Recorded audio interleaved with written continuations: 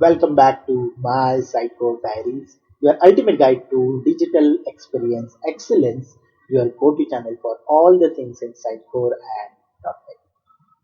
I'm your host Jitendra Ghanekar, and today I have a good news to share. It's the second consecutive year I got the Sitecore Technology MVP Awards. So thank you. It's all because of your support. So keep supporting. And this is the fourth video from Sitecore Forms video series. So we are going to talk about the Sitecore Forms in this video. We are going to talk about the reporting. So analyzing the form performance, how to export the form result, and also we are going to talk about the database structure in the forms because if you want to do any customization, you want to pull some data, you should aware what are the tables available and how they are related to each other. So if you are new to the channel, please do subscribe to the channel and click on the notification bell to get latest update. So we will start today's topic. We will start with the form performance report. So once you land on the form application, you will see list of forms on the dashboard. And if you select any form, here you will have two tabs, overview and the performance. So in the performance tab, you can see there are dates, unique views, abandonment rate. Okay, so date range will where you can select the date range from for which you want to check the performance of the form. Unique views are number of unique contacts. So how many unique contacts are received from that form, that will be given by this field. Abandonment reports, so number of contact who did not submit the form. So for the users or contacts were on the form but they have not submitted it. So rate of that, the falling of your users or contact, that percentage of contact not submitting the form is the abandonment rate. Then you have abandonment rate, average time, and error rate as a radio button. Okay, so select this radio button to view the performance of the fields on the form. So if you have see here, all those things are there: unique numbers, abandonment rates, radio button. But this form needs to be deployed on the your CD side, then only the result will give. It is not a CMS. If you have a site which is CMS only, it will not give you the result. Okay, so our example is the CMS only, that's why you are not seeing the result here. We'll see this in the application also. But before that, we will see the how to export form results. So you can select your form. Okay, and here there are two ways you can export it.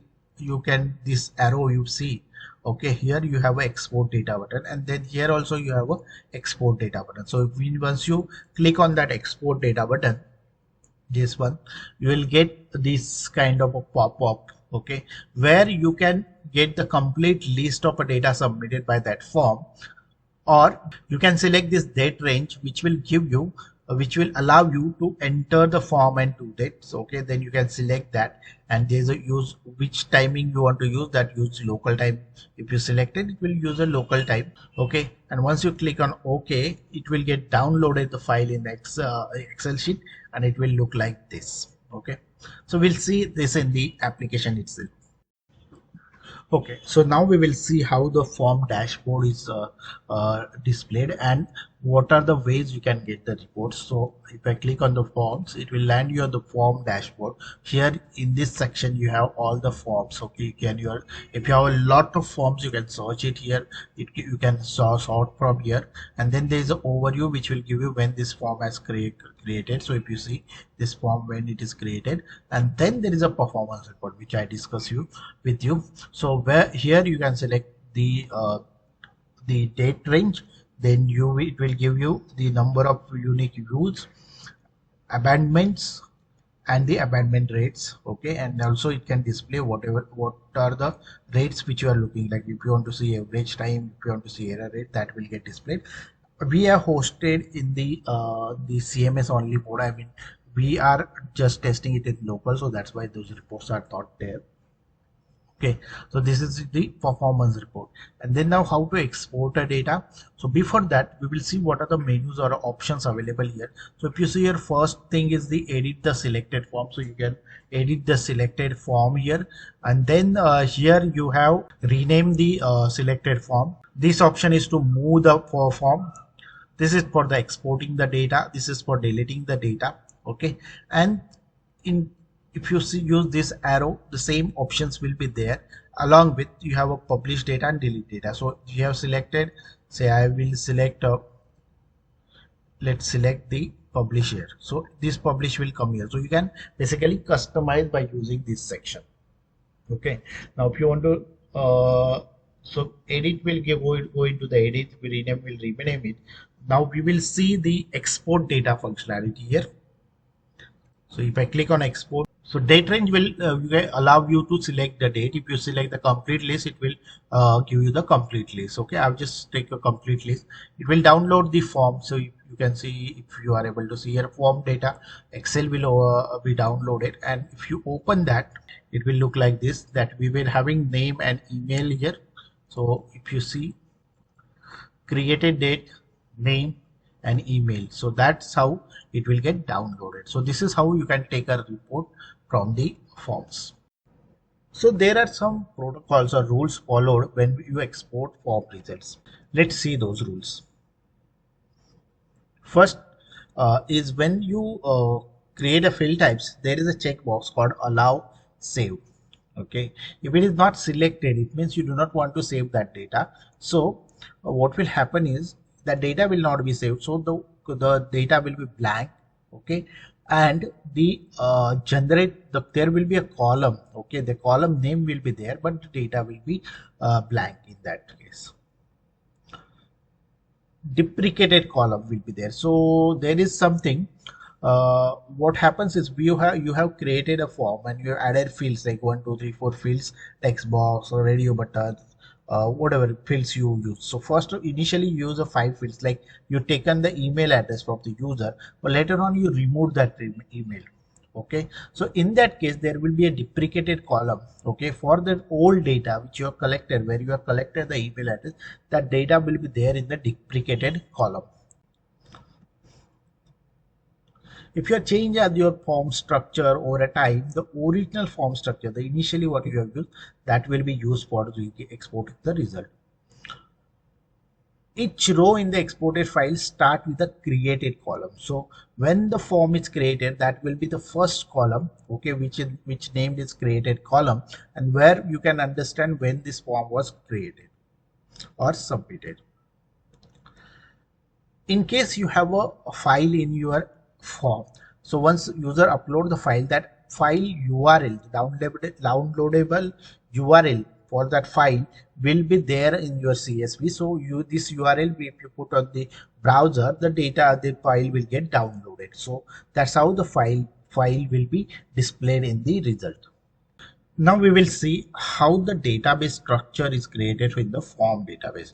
Okay, if you go to the form database, so once you install the Sitecore and the forms, so then you will get form database. So form database will have like the name will be like underscore experience form. So this is your whatever name you have given, the prefix and then experience form. Okay, in this you have a table. There are 3 tables, major tables.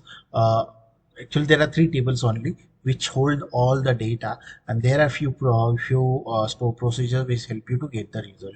We'll not go into the store procedures. We'll just see how the data structure is there in the SQL Server. So there are 3 databases, 3 tables you see. One is a file storage, another is a field data, and next one is the form entities.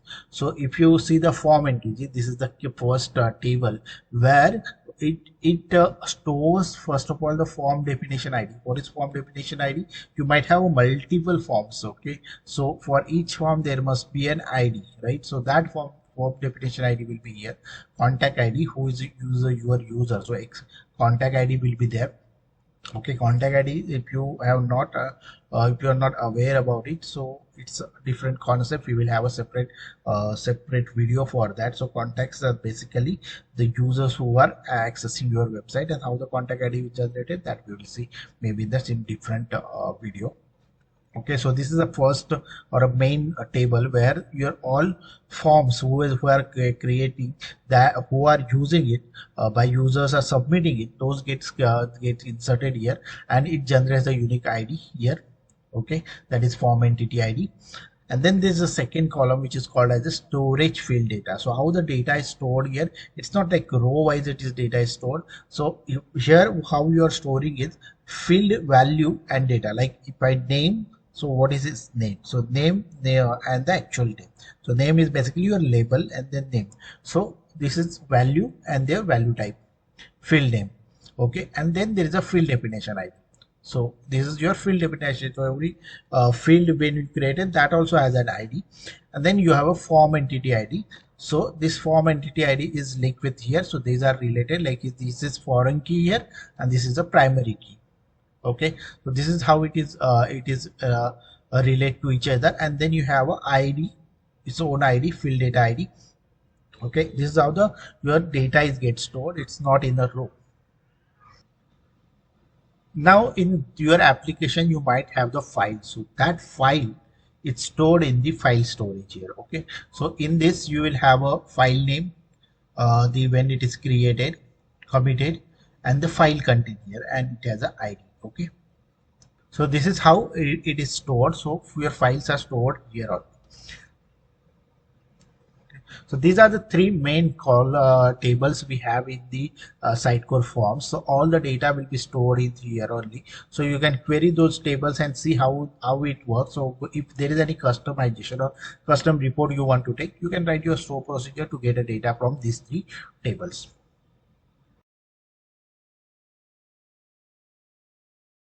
So that's the wrap up for today. I hope you like this video. If you like this video, please share it with your friends and colleagues. Do provide your comment in the comment section. Your comment will help me to improve the content. Also, suggest me the topics which you want me to cover. I will take those one by one. Is there anything which you want to know about these forms? Let me know that also. I will try to take that topic maybe in upcoming videos. Till now, if you are not subscribed to the channel, please do subscribe to the channel and click on the notification bell to get the latest update.